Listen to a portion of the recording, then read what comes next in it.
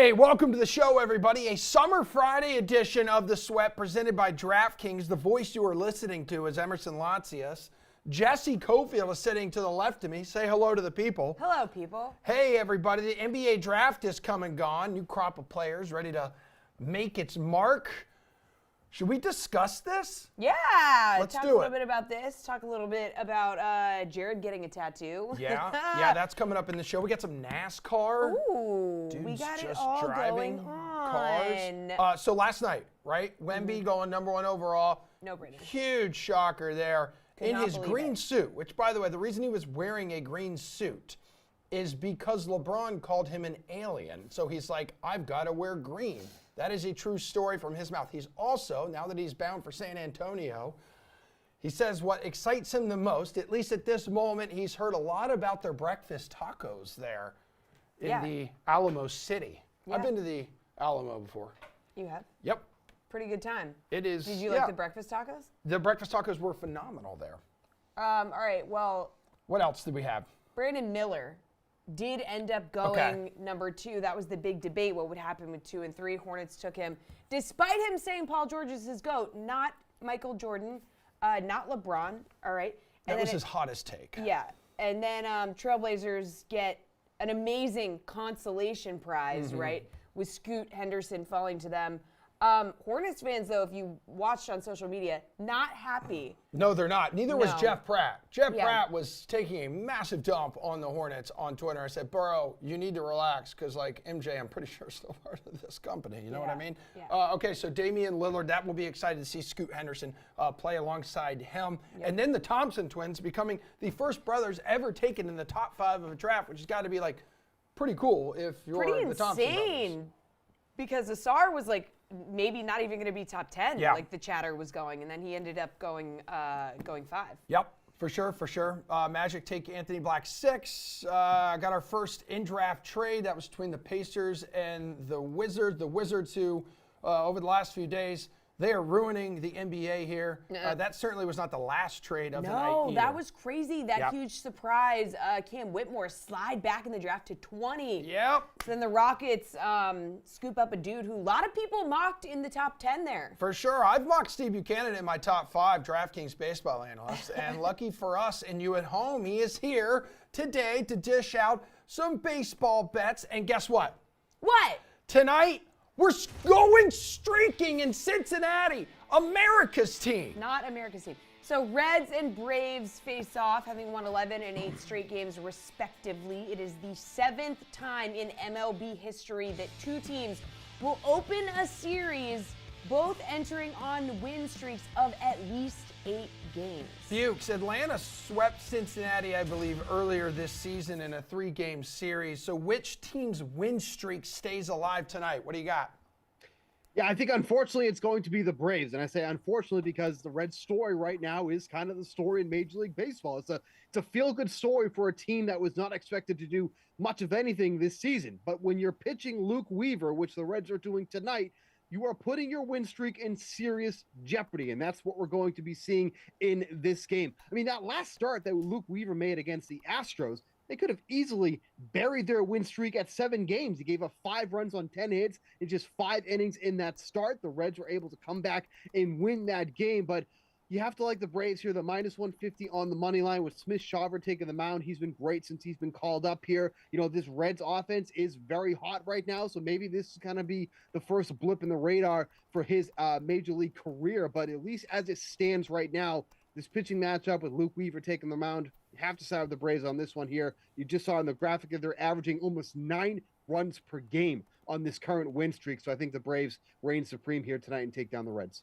All right, now let's head out west for a game featuring 2 teams that we've seen at least one of them in the World Series each year for the last 6. Astros, Dodgers. Steve, going to be a good one. What's a bet that you like in this one?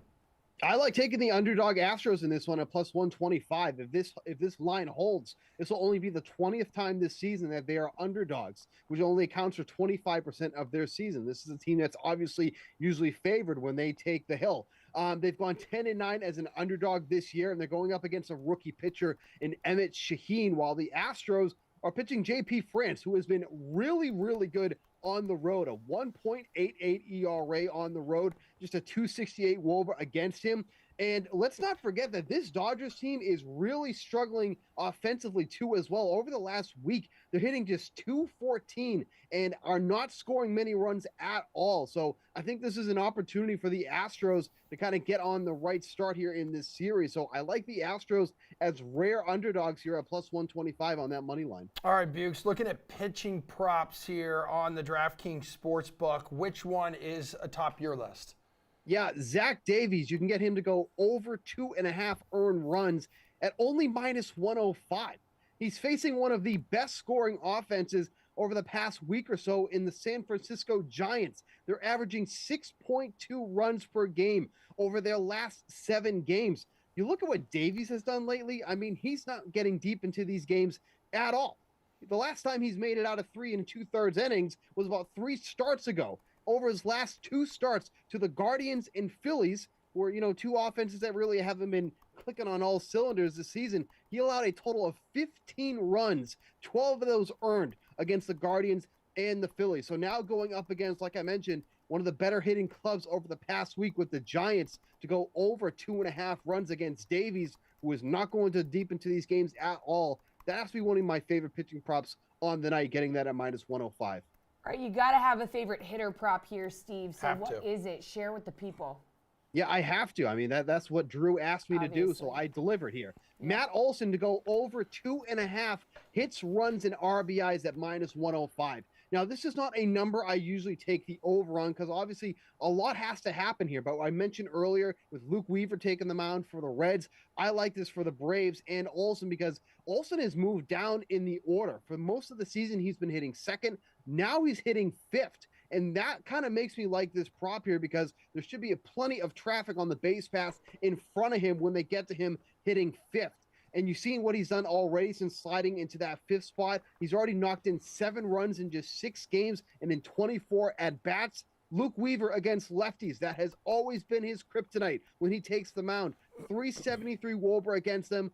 5 of the 13 home runs he's allowed, and he does not strike out lefties at all. Only a 5.9 strikeout per 9 inning against lefties compared to a 9.3 against righties. So lefties are making a ton of contact against him. With somebody as powerful as Olson, can obviously go opposite fields. I like him to go over 2.5 hits, runs, and RBIs tonight, getting that at only minus 105. All right, talk totals to me here. That Reds-Braves game, Steven, sitting at a beefy 11. Both those teams have consistently hit the over this season. But then you have Shohei Ohtani and the Angels in the Mile High taking on the Rockies. That total sits at 11.5, dude. Ooh. Yeah, I don't like this shot, by the way. I don't want to be in the middle of you This two. is great. Why? This is a Michael You don't like this special. shot? Hey! Hey! Am I doing the right way? Hey! Okay. Oakland and Toronto under 9 runs at minus 110. Just talked about the Blue Jays earlier, how they've been struggling offensively. 2 of the lowest scoring offenses over the past week or so. Both teams averaging under 3 runs per game over that span. You got the Oakland Athletics running out James Caprillion tonight. He's low-key been pretty solid for the Athletics over the past month. Only 8 earned runs allowed over his last 4 starts in total. Oakland has gone back to their ho-hum ways offensively, hitting just 202 with a 246 WOBA over the past week. I just kind of mentioned about the Blue Jays earlier, how they're struggling. So I feel like this could be a sneaky game that goes under that game total here tonight of under 9 runs at minus 110. That just feels like a pretty strong start, a strong spot here, for these teams to go under with how they're both just not hitting at all right now. All right, taking a look at the whole slate here. What is your favorite game bet? Oh man. Hi. So going with the Blue Jays. Their team totals at 5.5 runs at minus 120. They've been nowhere near this number as of late. I've talked about it numerous times here, but I just think this is such an inflated total to go even against the Athletics. Now, going against the Athletics and taking the under on a team total is a scary, scary prospect. Like I just mentioned, James Caprillion has been pitching really well. It just kind of gets worrisome once you get into that Oakland bullpen because that's been obviously one of their biggest downfalls, I guess you could say, all season long. I mean, at one point during the season, their bullpen was over 10. Now, it's not as bad currently, but I just think that this is a spot where the Blue Jays can just continue to struggle offensively. If we can get a quality start out of Caprillion tonight, I think that's an opportunity for the Blue Jays to go under this team total tonight. 5.5 runs just feels like a lot for an offense that is just not looking good at the plate right now. They've been very impatient. They're not getting on base. They're swinging and missing a lot. So give me the Blue Jays under 5.5 runs here tonight at -120. Bukes, it was great seeing you. You excited for some London baseball this weekend? Cubs Cardinals, baby? Yeah, I could care less. It does absolutely nothing for me. Okay, great. I've never been to London, and I look forward to it. Thank you, Steven. Thank you, Steve. Have a great weekend, bye-bye. dude. Okay. Don't do that shot again. All right, We will. We're We'll do it on 100% going to do that shot again. All right, so could be some drama in London this weekend. Could be some drama tonight on the Diamond. The drama galore. We already have it going down around the NBA. Hey, remember the other day when Chris Paul joined Levitard and Friends and talking about his new home? Well, yeah, he's no longer in that new home. He already has a newer home. He's a member of the Warriors now. Damian Lillard could be the next dude on the move. And they think how the Levitard and Friends, let's see, they will talk about how the Heat could look next year, possibly with Lillard on the team. That was a terrible toss. I'm sorry, I screwed that up. Jake Fisher of Yahoo Sports reports that the Trailblazers are ready to make a significant offer for Bam. If that's real, there's only one significant offer the Blazers can make. They have one to make. No, the number 3 pick. That's not the offer. That would be hilarious if this ends with the Blazers getting Bam and the Heat ending up with the number 3 pick and no Lillard. That's not Riley's way. Like that, if the Blazers are making a significant offer for Bam, they have to know that Lillard is the offer. And then Mike would say, yeah, make the trade. I'm not sure Riley would. I'm not sure Riley would say, yeah, let me go do this with Jimmy and Lillard instead of Jimmy and Bam. Well, they're going after Bam to pair with Dame because it's a show of good faith to improve the roster. Dame, honest, I believe it when all the reports, because we have all these years to go off of, that Damian wants to stay in Portland and he wants to win a championship in Portland and he wants the Blazers to make an honest effort to improve the team around him. Bam Adebayo, for as much as I rag on him, I think he'd be the best teammate Damian Lillard's ever had, above Aldridge, above CJ McCollum. So, and we all know from that Showtime show that Damian loves Bam. So make an effort to acquire Bam using that number 3 pick. By all indications are, right now, the focus is to keep Dame and use the number 3 pick to improve the team right now. When that fails, maybe they pivot, and in these conversations, Pat just goes, well, what about Dame? This is where the structural crossroads is for Portland, and it's how 15 years into player empowerment, it's the only way Dame gets the team he wants in Portland is by putting all the pressure on them to make sure that they're about win right now. But I don't think they have the pieces to make that satisfactory, and I think Lillard will just end up being halfway through this season or next season what Bradley Beal was last season, which is, yeah, I'm here. I'm going to try it with these guys at the Supermax, and then I'm going to be available after a year because I got all mine, and also it didn't work. Lillard's been loyal long enough that the crossroads Portland faces is they have to go get the pieces to satisfy Damian Lillard. But what does that look like? Because the pieces that they want from Miami are the pieces Miami wants to keep in order to have him. Like, that's not a trade Miami's going to make. They have Simons and the number 3 pick. Like that's enough to get you a superstar to win now to pair with Dame, I think. But we do this every year. And Damian just tucks his head down and says, okay, well, I'll keep trying. And then no one talks about him come May. How can both teams think that they're going to get the other team's star? It doesn't seem like this is going to be a recipe for a successful trade. That is correct, Billy. But that's the kind of stuff we're going to talk about before Thursday because transactionally, and we love these things, we went right to Heat in the finals 3 days later. Okay, who else are they going to get? How are they going to get better? What are they going to do? As Pat Riley gives you, it's okay for us to just tinker. Pat Riley said publicly, and Mike, I'm guessing you objected to that. You don't want tinkering. You want immediately to bring in somebody better than Jimmy. I think the finals showed that they need more. You know, it's a majestic run that I do think was going to ring eternal, but very clearly not good enough to be the champion. Everybody is right when they say you can't win a title with Jimmy Butler as your best player. And he's only getting a year older. He seemingly got old in the middle of that Boston series. Okay, you keep saying a version of that, but when you say everyone's right about that, if Tyler Hero is what they're paying him to be, if Tyler Hero is Bradley Beal, then Jimmy Butler might be good enough to be your best player. If Tyler Hero is Bradley Beal is a major I know, stretch. but you're paying him pretty close to what you'd pay. Look, Bradley Beal is the third best player in Phoenix is making that. Your third best player makes what Tyler Hero makes. When you're in a salary cap sport, you're not just fighting the other team on players. You're fighting them with the dollars. Right. I'd like for Bam to be the third best player because I think then if the Heat get Damian Lillard, I think they're favorites in the East. Don't you? Lillard and Beal are both better than Tyler Hero. My point on Tyler Hero is you're saying, and everyone's saying now, Jimmy Butler's not good enough, but 3 games ago. Yeah, I understand. 3 games ago, that's not what was being said. I understand, 3 of them. I understand your point about a healthy Tyler Hero. It's one that all fans should cling to when they realize they fell short in the NBA Finals. My counterpoint to that is they made the NBA Finals without Tyler Hero. How important is he? Well, you need a next step. What do you think? You certainly need another scorer. Phoenix is paying $60 million a year because they're saying it's that important. Yep. It's you know what gets us past Denver? Our third guy's better. Yep. That's our third guy. Their fourth guy is DeAndre Ayton. But they went 6 games with Denver and won the 2 at home, or won the first 2 at home. We're tied 2-2 Denver, and then say not good enough. We're going to go get Bradley Beal because now they're going to trade Ayton too, right? They're not going to keep Ayton, are they? Well, we'll see what the market is. I don't know what leverage they have. You also need somebody to combat with Jokic too. If you're in the West, you need a big body to try and stop him at some point. I came away from that NBA Finals saying, man, Dedmon got his revenge because that was just a big body to throw at Jokic and wear him down.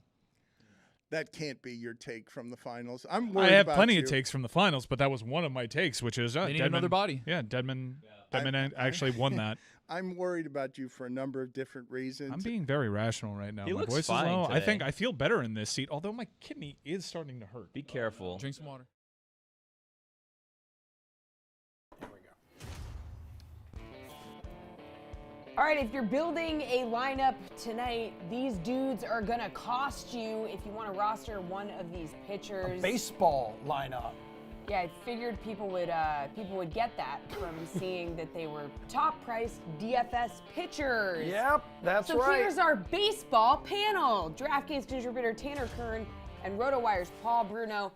Fellas, we're going to go through and get your best DFS plays in like each price range for tonight's slate. So, Tanner, let's start with a pricey pitcher. So you just saw the top 5 most expensive dudes.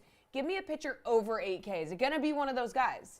What are you So wearing? I'm going to go with Brian Bayo for $8,400 against the White Sox. I think the thing with Bayo is we've seen him learn how to pitch throughout the year, and he's getting better and better with every single start. 17 fantasy points over his last 10 starts on average. He has 4 quality starts in his past 5 games as well, and he's going to go against the White Sox offense that is just not that good. They're hitting 229 off righties this season, which Bayo is a righty, compared to 251 off lefties. So this is an ideal matchup for Bayo.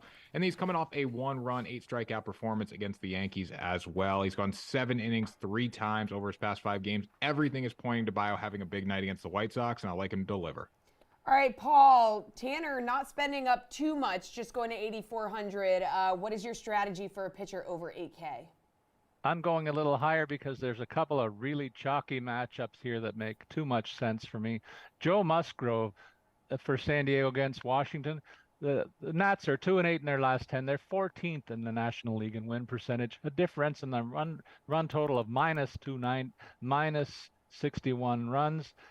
They're minus 290 on the money line. Those are big numbers. And Musgrove's on a nice streak where he's allowed 3 earned runs or less in each of his last 5 starts, as well as only 1 home run in his last 29 innings pitched with 23 strikeouts against only 6 walks. That's a very high win probability screaming out to me there. And then a little closer to home, I'm liking Chris Bassett against the Oakland A's tonight. His price is $9,200. Jays are the heaviest money line favorite, minus 300. on the whole slate tonight against the Oakland club that is doing what they do best, better than anyone in the leagues, and that's lose ball games with a winning percentage of only 247 and a run diff of minus 210. That's incredible.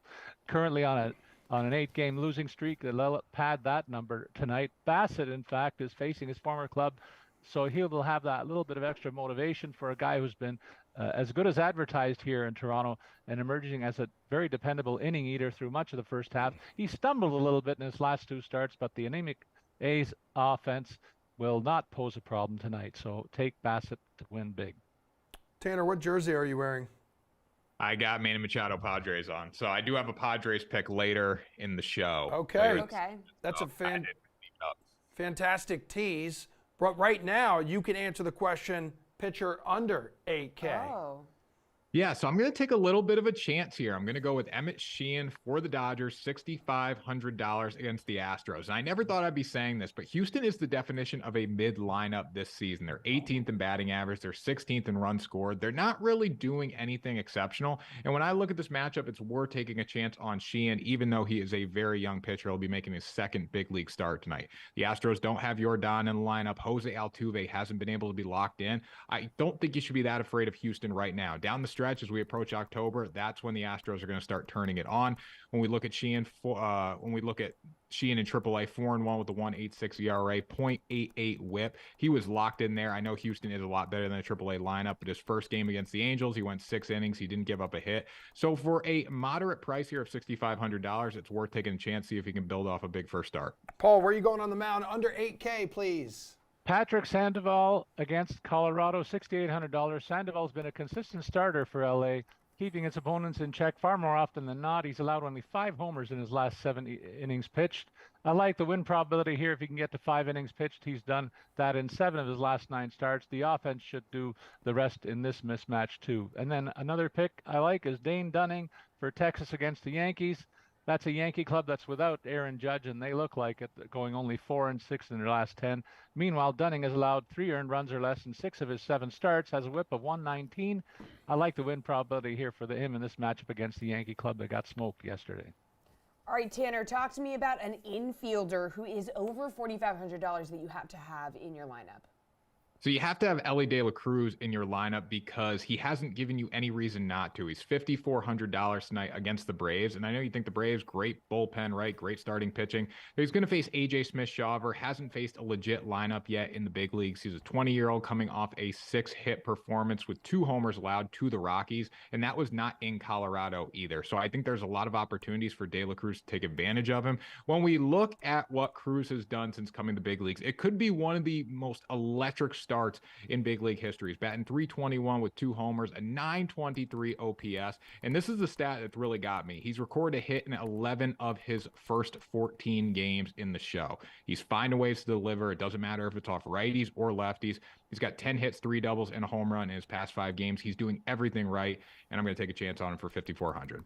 All right, Paul, who are you slotting into your lineup, an infielder who is over $4,500? Give you a couple of names to think about here. First, Manny Machado for $5,300 for San Diego. He's got the highest expected DK points in RotoWire's projected list board tonight, so I'm going with him to pass that mark of 11.28 points that we expect. He has 7 multi-hit games in his last 2 weeks, his most prolific stretch of the season, and I love going with a hot batter. Another guy who fits that bill, Corey Seager, who's just been lights out all season. This guy's been known as a professional hitter for a long time, but he's been an absolute machine this season with an OPS of 1.06 so far this year, far surpassing any of his prior seasons in the major leagues. I think a solid play on both of these guys tonight. All right, Paul, talk to me about an outfielder north of $4,500. Get out the chalk. I'm going to say Mike Trout, $6,500 against the Rockies lefty Kyle Freeland. Not an overpowering lefty starter who will allow contact, and that's bad news when you consider Trout. He's been blank the last 2 starts. You're looking to make amends. This guy is one of the best players in baseball, and he'll show it again tonight. His teammate Hunter Renfroe is part of a lineup stack that I'm looking at tonight against the Rockies too. He's fared well against the platoon advantage in his career, and I double down on the matchup that looks very favorable for the Angels. Meanwhile, a little closer to home, how about George Springer for $5,100 batting leadoff for a club that should be ready to break out against the lowly A's? That's a no-brainer for me. He's on a 5-game hit streak with 8 hits over his last 21 ABs. He has 6 multi-hit games over his last 2 weeks. Looks like he's ready to go. Which Padre outfielder are you going with here? Come on, be No, honest with me. Juan Soto for Yep. $5,900. Hopefully the jersey brings some luck. He's starting to heat up. 8 of 15 in his past 4 games with 5 runs and 2 homers. Been absolutely delivering in every facet of the game. He's only struck out twice in this stretch as well. The biggest issue for Soto that we've seen in the past is him taking too many big swings and just not putting the ball in play. He seemed to go away from that approach a little bit and just put the ball in play. He has a lot of power, and it's showing. He's 10th in OPS at 909 right now. He's going to face Patrick Corbin. When I look at Corbin, there's nothing really that I want to hang my hat on there. He's 4-8 with a 4.89 ERA and a 1.58 WHIP. Not delivered at all. 108 hits allowed in 84 innings. When I look at Soto, he's had multi 2-hit games as of late. I think he could see one tonight from him, and possibly, on the DK Sportsbook side, sprinkle him to go yards. It's a really good matchup for him. All right, now Tanner needs you to deliver. What? We need you to deliver. I was combining. All right, just 2 for and clipping deliver. purposes, let's start over clean. Okay. 3, 2, 1. Okay, Tanner, now I need you to deliver the best value for under $3,500. Tanner, who are you going with? So I'm going to go with Andy Ibanez, $2,400 tonight against the Twins. Nothing really to say about Ibanez, but he's been that hot in the past, week or so. He's 6 of 18 in the past 7 days with 2 doubles. He's going to face Kenta Maeda, who's allowed 23 hits in 16 innings with 3 home runs this season. Maeda hasn't delivered. And just a little side note here, if you are looking for value plays, look for hot batters at a low price in this Twins and Tigers game, because the pitchers going are horrendous in this one. So really like Ibanez tonight to stay hot and get a couple hits, maybe a double. Why not? Paul, who is staying hot or getting hot for under $3,500? Well, the guy who has done it for most of his career against lefties is Nelly Cruz, only $2,400. I like the San Diego mismatch against Patrick Corbin that my associate here has talked about, so I don't need to double down on that part. Corbin is terrible, and Nelly Cruz is going to add to that misery. Meanwhile, again, closer to home, Brandon Belt for $2,500. I guess people aren't really watching what this guy's been doing in Toronto. After a poor start to the season, Bell has turned back into the player he's been throughout his career, and that's an on-base machine with an OBP of 375. He finds himself in the middle of what should be a potent Toronto lineup. I think the Jays are about to get on a roll, and Belt will be a part of it. He'll do his part tonight. All right, gentlemen, thank you so much. As everybody watching knows, on Tuesdays, the sweat, it's taken over by Jared Carabas. So this week, we finally watched him pay up on a bet with Rocky starting pitcher Kyle Freeland, who's the cheapest starting pitcher on tonight's slate, Paul, and neither one of you showed love to him. So if he throws a no-hitter tonight, you must get a tattoo of my face on your lower back. All right, Bruno? My daughter is a tattoo artist, so that'll be no problem. Okay. Perfect. Oh my God, you don't have to go far. I love that so much. Anywho, here's Jared and Kyle one more time in case you guys and gals missed. I'm gonna get 21 tattooed on my leg today for Kyle Freeland.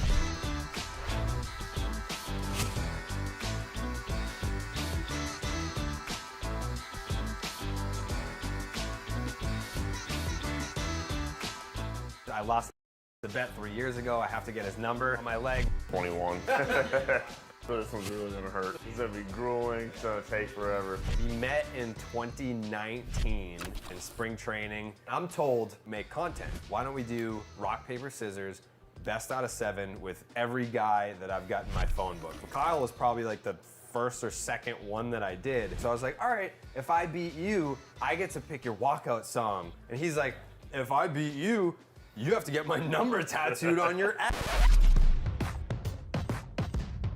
So I'm getting his 21, but it looks like Z1. We're gonna tattoo on my leg so that we can film it. He was nice enough to barter with me here. So my fear is not getting the tattoo. My fear is that he's like the first one to actually be like, hey, you never did what you said you were gonna do. It's gonna be a chain reaction. So now it's just gonna spiral. There's another tattoo bet that I lost. So I'm hoping that he doesn't see it. I'm not safe. So like right there? Yeah. I've never shaved my leg before. Sinner. Kyle Freeland. What are you feeling right now? Never mind what I'm feeling. Like, I have pure excitement. This is 3 years in the making, and finally able to get back out to Boston and get this thing done. When the schedule came out, did you see like Boston on the schedule and you were just ready to roll? Yeah. You gonna be in Boston? Yeah, sure am. I'm gonna come to your game. All right, let's find a tattoo shop. I started a shop by myself in late 2006. We got 9 tattoo artists and 10 barbers downstairs. We got a lot of athletes coming in. The whole vibe of my shop is like nostalgia. I'm hoping that Boston Barber and Tattoo will be a staple of the North End for years to come. How many guys on the team know about this? Pretty much every single one of them know. Okay. I was surprised at how many players on the Rockies knew who I was. Like a bunch of guys came up and like introduced themselves yesterday, which you'll get that here and there, but we filmed the podcast before I came over here, and my closing thought was how friendly the Colorado Rockies are. I was like, everyone came, hey, nice to meet you, like blah blah blah. Pierce Johnson. Pierce Johnson. He grew up a Rockies fan. Yeah, born and raised in Colorado. What's the deal with everyone growing up in Denver and playing for the Rockies? I think that's part of our GM's formula that he's trying out. Of bringing hometown guys back, mostly pitchers, and trying to slot that in and see how that works. So that's intentional. Yeah, I believe so. That's crazy. Just like if you're from Denver, we have a place for you on the Rockies. Yeah, me, Lucas Gilbreth, Johnson. Ty Block is in AAA, but yeah, all 4 of us born and raised in Denver. I love that. Yeah. So you're a Nuggets fan. Are you one of those guys where it's like, I'm good at a sport, but I love this sport more? There's a lot, like Keith Folk was obviously a great pitcher for the Red Sox, the A's, whatever, but he was diehard hockey fan. Would you put basketball in terms of like, I care about it? No. I love, Avs, Nuggets, Broncos. Avs, Nuggets, Broncos, like huge fans of them. Obviously, Avs won the Cup last year, Nuggets finals this year. Yeah. Massive fans. If I were to, I obviously love baseball to death, but I probably love golf more. Golf. Yeah.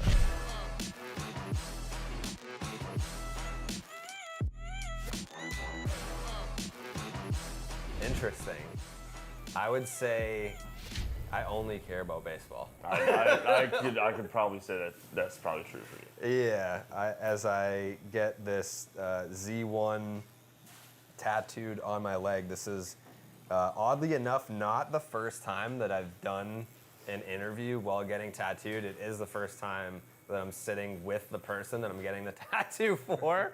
I have like most of my not most, but like this whole sleeve, there's a lot of it where I let other people pick what they wanted. I also think that like when you get tattoos for someone, a lot of people get them for people after they die. What's the point of that? Like, it's like, do you have any tattoos for people? I got tattoos for my wife. See, she's still alive to appreciate that. Yeah, like a sword for a wedding, like my tattoo wedding band. We got this one together in Amsterdam. She has the exact same one. She's got a little snake as well on her arm. Favorite flower, sunflower. What is up with girls and sunflowers? Because that's now the third girl I know of where it's like the sunflower is their thing. I think they all just choose a flower. Yeah, and that's their thing. Yeah, that does make sense. Yeah, I got a bunch of tattoos that are in other people's handwriting. This is your handwriting. So I am working on my legs now. The goal is to have it be a common occurrence where I start wearing shorts again. So people will ask about this. But what do you hope I say when people are like, what is that tattoo? Obviously the story is going to be shared. It is. If you start wearing shorts more often, people are going to be like, what is that random ass letter number on your leg for? And you're like, well, you follow baseball. Yeah. There's this guy, Kyle Freeland, pitches for the Rockies. And I lost a bet. I did lose a bet, and I'm here paying it off. I'm happy that, this is not my first leg tattoo either. So this guy has me leaning on his kitchen table, balancing on one leg with my right leg kicked out, getting a tattoo for the first time. As I'm getting this right now, I was a little bit concerned about how a thigh tattoo would feel. Not bad. What's the worst spot for you? Me was probably mostly elbow, when they did a snowflake on the elbow, and then any part like bone Inside on the the inside of bicep. the elbow, inside the bicep was terrible. The bones right on the wrist was not fun. Yeah, and any shading on bone, not fun. Fans in the house. Come on over, yeah. Yeah. Oh, you didn't want it on your behind? We wanted to be able to put it on television. Do you have a sunflower tattoo? Yeah. Where is it? Well, it's not safe for It's not safe for wear. TV. right now. Also not safe for TV. Just this side of it. How many tattoos do you have for Kyle? Total. The mountains are Amsterdam, 1, 2. The boy's initials, 3. The snake, 4. Fred? Oh, It has a name? Hers is Fred, mine's Frank. Oh. Right here. Oh, the F on my neck. 6. Yeah. Are these just tattoos in general? Those are all like couples tattoos. Yeah. That we like came up to, because like the Amsterdam one, like we both wanted to get tattoos over in Amsterdam, and like this is something that like I thought of that I wanted to do, and she did the same exact thing with me. Do you have a favorite tattoo? Yeah, I do actually.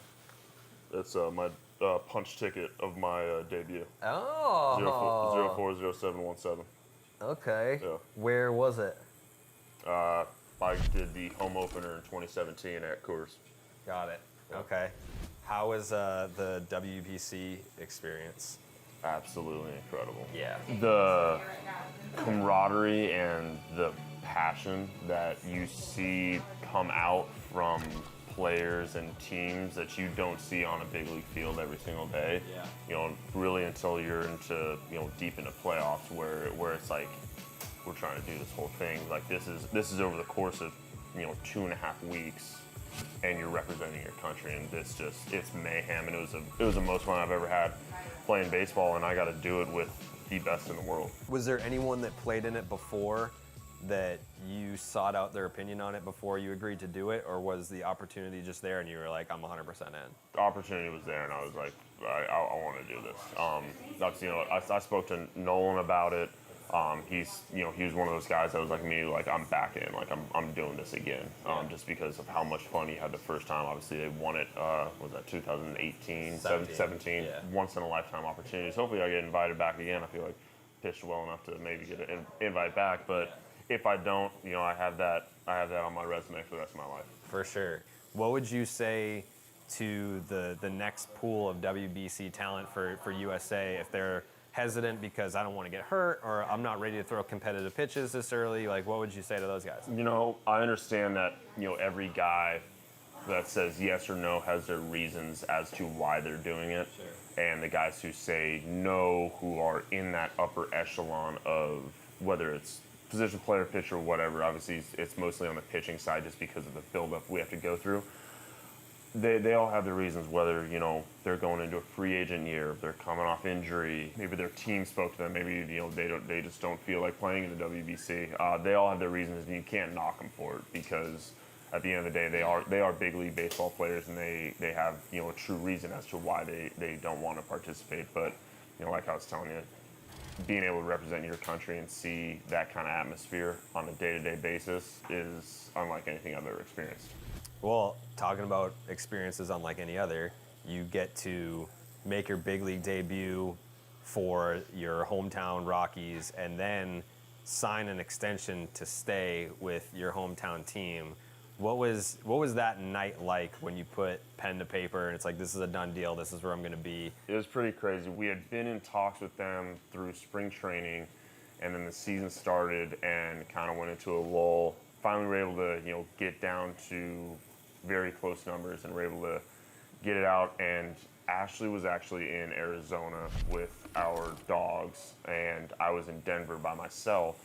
Deal came in, Bill Schmidt gave me a call, congratulated me, and then called my parents, FaceTime them, and Mom picks up, and I said, hey, Mom, is Dad home? Gotta tell you guys something. Okay, I'm gonna be a Rocky for at least the next 5 years. I'm gonna sign an extension starting tomorrow. And my mom goes, oh, that's great. Later, come to find out, she thought that me and my wife were having a child. What the heck? Like, No, just I'm like nope. Sign the extension. You know, one of those like funny moments, like mother moments of like, oh, like I thought you were calling to let me know I'm gonna be a grandmother. Yeah. So you're gonna be a Rocky for the next 5 years. I'm gonna have this tattoo for the rest of my life. Yep. Which is I'm happy about that. Just wait till he changes his number. You know what? But this will always be his first. So. Actually, it's my second number. What was your first? My rookie year, I was 31. But I'm glad that you're 21 now. Like we've got a lot of parallels with 21. Yeah. I had mentioned, nicknamed the Rocket, Roger Clemens, 21, and my sister, who in content I say is my adopted sister. She's my biological sister. Her birthday is on the 21st. There's a triple meaning there, and now it's gonna be my favorite baseball story. How's it look? Wait, did you draw the 21? He did. I was like, that looks like your handwriting. Yeah, I got terrible handwriting. Yep. Z1. That's perfect. That's perfect. Bet paid, and I feel like you should be thanking me. Why am I thanking you? Yeah. You're welcome. Yeah, thank you. Yeah, Thank you for paying your bet. You're welcome.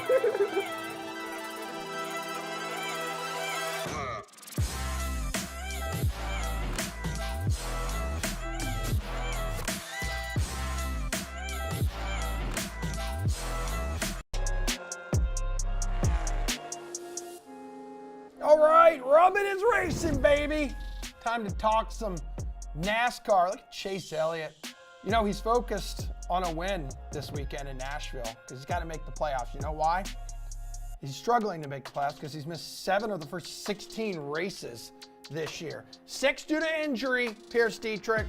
1 due to suspension, Jeff Ulrich. Hendrick Motorsports has been pretty good at this track, Pierce. I've been doing some research, mainly just reading your articles on DK Nation.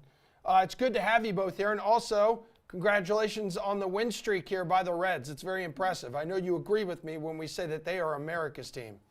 Okay. Absolutely. It's a good time to be in Ohio.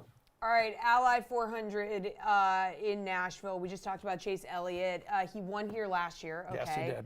Won 5 events on his way to a regular season championship last year. No, I'm good. No wins, this year. Stop. As he comes back from that broken leg, caused him to get in only 9 races so far. So Pierce, what's the deal with Elliott in the first half of this season? Is he a play this week? Are you concerned about him coming back from this long break? Drought. Yeah. Wait, break. Don't call it a break. He had a broken leg. I'm calling it a break.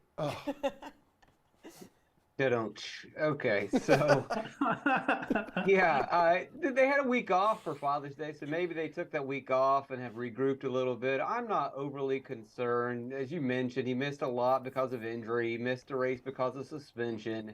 And if you look at the first half of the calendar, they're racing at every possible type of track, traditional intermediates, short tracks, different racing packages, plate tracks, dirt tracks, road courses. So, to not have a win in the first half of the season, I wouldn't overreact to that. Now, if you have raced all those diverse collections of tracks, then you're amazing, but I wouldn't bury anyone who hasn't quite gotten a win yet. So I think he'll be fine. This is a track that suits him, but I'm not going to sugarcoat it because the number 9 car has lacked speed. It's not as fast as the other Hendrick cars. It's not as fast as the JGR cars. So maybe with that week off, they're able to find something. It's definitely is a track that suits him. I think Elliott is firmly in play at Nashville. All right, Jeff, you are not concerned that he hasn't gotten a win yet? Do you think he's in play as well? I mean, at this track, he's definitely in play. Obviously, Chase Elliott being just a guy who tends to excel at these kind of tracks and just at Nashville in general. But I think Pierce brings up some good points. I mean, I was just going to bring up, you look at his laps led, his fastest laps just over his last 4 races. I mean, it's not very impressive. I mean, he's got 8 fastest laps over his last 4 races. Not really what we'd expect necessarily from a Chase Elliott. So, there's maybe some car issues, but I think overall, I mean, it's we're talking 9 races. It's not a big shock that he hasn't won. NASCAR top drivers certainly go through slumps longer than this. So I think Elliott will probably end up getting it together here in the back half of the season. And I mean, this week is certainly one where he could pop. He's not going to be my choice necessarily to do that, but I wouldn't be shocked if you saw one of his best performances of the year either. All right, he's 6 in Pierce's fantasy rankings for this weekend's race. Who is your top DFS play, Jeff? I'm going to go with Ross Chastain. Really impressive record at Nashville, and he's only 9,600. Really like that price. I mean, obviously you could double stack him with, or you could just make him a second man in if you wanted to go up to like Denny Hamlin or Kyle Larson. The price at 9,600 really, it lets you fit him in with another top driver, which I love. But I mean, Chastain to me has some serious potential here. I mean, finished second here in 2021, fifth in 2022, but he's had some good driver ratings at some of the other comparable tracks as well, like Dover and Darlington Raceway. So I think Chastain is a guy who, another driver who doesn't have a win yet, but we're talking about drivers maybe to break a slump. Elliott or Ross Chastain. I would take Ross Chastain here. And again, for DFS, I really just don't think you can go wrong with this price. So easy to fit in. You could go a balanced build and use them, but I mean, you can easily, like I said, use another top driver like Truex or Hamlin with him as well. And Pierce, speaking of Chastain, Nashville, you mentioned in your article, is an important race for Trackhouse Racing because much of their sponsorship comes out of this city, which is Tootsie's and Kid Rock. Yeah, it's kind of their unofficial home. They haven't moved their shop to Nashville yet, but they're planning on doing it soon. Justin Marks is the team owner. He's from Nashville. He's always kind of branded this team as Nashville's racing team. And so it's a big race. And having that, be the case for Ross Chastain and Daniel Suarez, they're more than likely going to build some pretty fast cars specifically for this race. So I think Suarez and Chastain definitely going to be a play. Here's your mandatory. Kyle Larson mentioned he scored 175 fantasy points in Nashville in 2021. Had a good race car last year.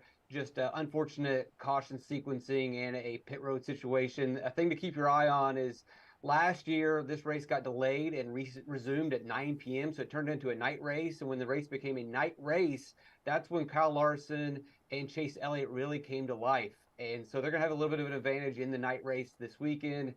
You also can play the JGR cars. Jeff mentioned Martin Truex Jr., Denny Hamlin. Hamlin led 100 laps in this race last year. He's been basically the fastest overall driver this season. Truex is on a heck of a run lately.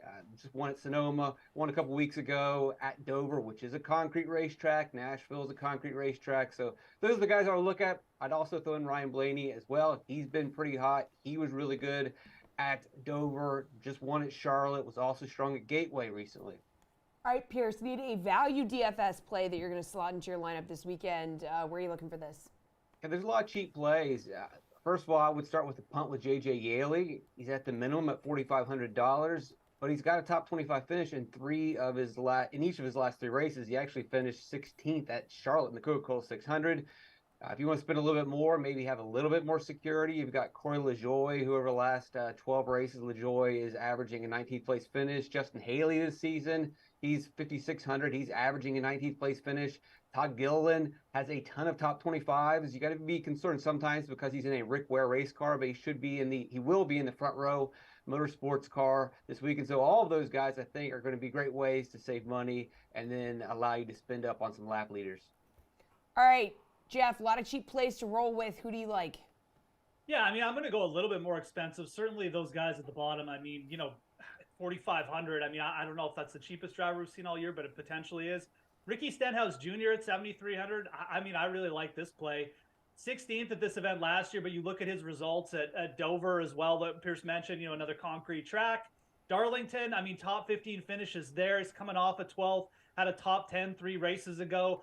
I mean, consistent performer, and I mean, he's only 7,300. And I think, again, you're looking at this price range, you want a little bit more upside.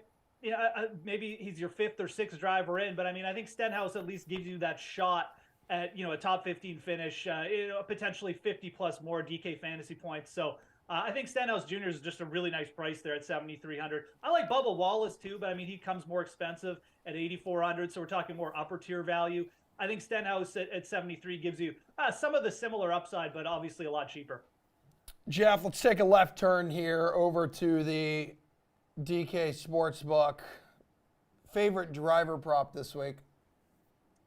I mean, I like targeting Bubba Wallace here in the matchups. I mean, he's taking on Joey Logano. You can get him straight up against Logano. Logano at this track, not good, not great results at all. He was 18th at Darlington, 31st at Dover. So, I mean, Logano, this track just obviously is not really probably where you want to take him. But Bubba Wallace, 20th and 12th in his last 2 trips to Nashville. And he's got a bunch of top 5 finishes on intermediate tracks as well. I think Bubba Wallace just sets up well for this week. And I'll take him over Logano straight up. All right. How about you, Pierce? Group D, Daniel Suarez plus 450. He has the longest odds in that group. We already talked about the Nashville narrative. I'm going to Nashville in about a month, so if anyone has any recommendations out there where I should go, Tootsie's, maybe go hang out with Kid Rock. Yeah, don't go to any of those figure places. that out. All Any right. Yeah. I know it's like bridal shower capital of the world, so. Yeah, I could give you some bridal shower recommendations, but. So Tootsie's is a bar because It is a bar on Broadway, and Broadway is a street that if there was a competition to put as many human bodies in one place. All right, because I Googled Tootsie's, and it's a luxury women's designer clothing. That's not what it is. That's a different. Google Tootsie's Nashville. That's a different Tootsie's. Yeah. I mean, I just feel like Pierce would be an Elvis guy personally, but. Oh my God! Yes, he would. Pierce, that's the same there's thing. actually some really good food in Nashville if you can go off the beaten path.